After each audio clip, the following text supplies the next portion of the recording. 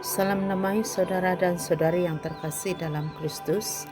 Bersama dengan saya di dalam renungan santapan firman Tuhan hari ini 11 Oktober 2023, hari Rabu dalam minggu biasa ke-27. Injil renungan pada hari ini diambil daripada Lukas bab 11 ayat 1 hingga 4. Pada waktu itu, Yesus sedang berdoa di salah satu tempat. Ketika ia berhenti berdoa, berkatalah seorang dari murid-muridnya kepadanya, "Tuhan, ajarlah kami berdoa, sebagaimana Yohanes telah mengajar murid-muridnya."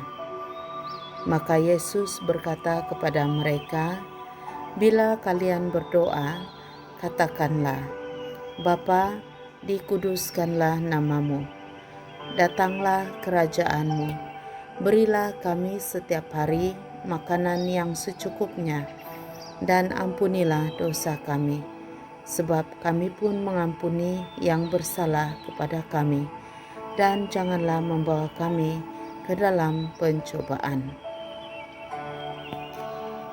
Sabda Tuhan. Terpujilah Kristus.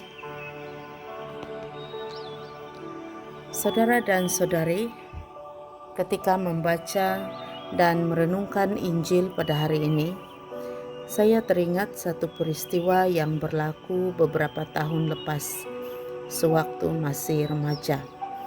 Pada masa itu, ada seorang belia senior sedang membaca sebuah buku yang agak tebal, hampir sama tebalnya dengan sebuah Alkitab kecil.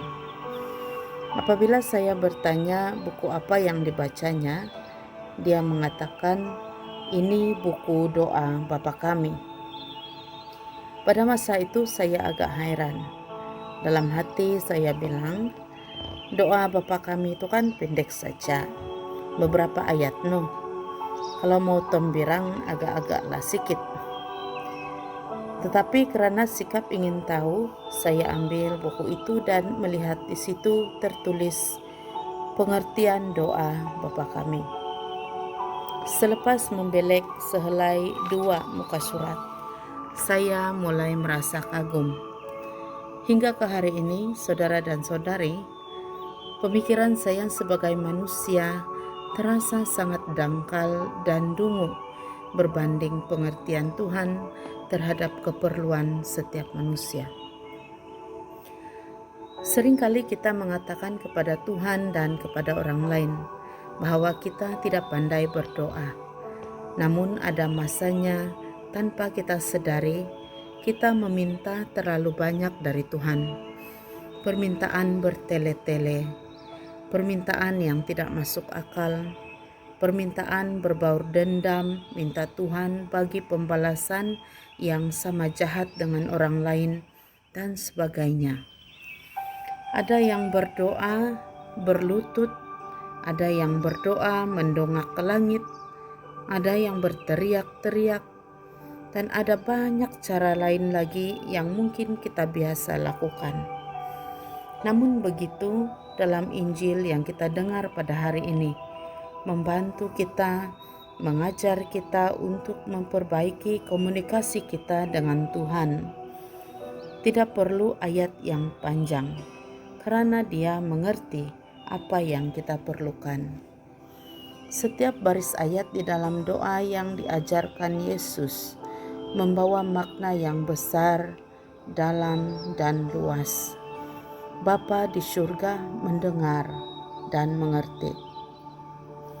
Sebagaimana buku pengertian doa Bapa kami yang menjelaskan banyak perkara mengenai doa yang singkat ini, kita juga harus mengerti. Asal saja kita berdoa dengan tulus dan ikhlas, biarpun hanya dengan doa Bapa kami. Bapa di surga telah melihat seluruh kehidupan kita, seluruh keperluan kita, tanpa ada yang terselindung. Saudara dan saudari, mari kita akhiri renungan pada hari ini dengan mendoakan doa yang diajarkan Yesus sendiri kepada kita. Bapa kami yang ada di surga, dimuliakanlah namamu. Datanglah kerajaan-Mu, jadilah kehendak-Mu di atas bumi seperti di dalam surga. Berilah kami rezeki pada hari ini, dan ampunilah kesalahan kami, seperti kami pun mengampuni yang bersalah kepada kami. Dan janganlah masukkan kami ke dalam percobaan, tetapi bebaskanlah kami dari yang jahat. Amin. Kemuliaan kepada Bapa, Putra, dan Roh Kudus, seperti pada permulaan, sekarang, selalu, dan sepanjang segala masa. Amin.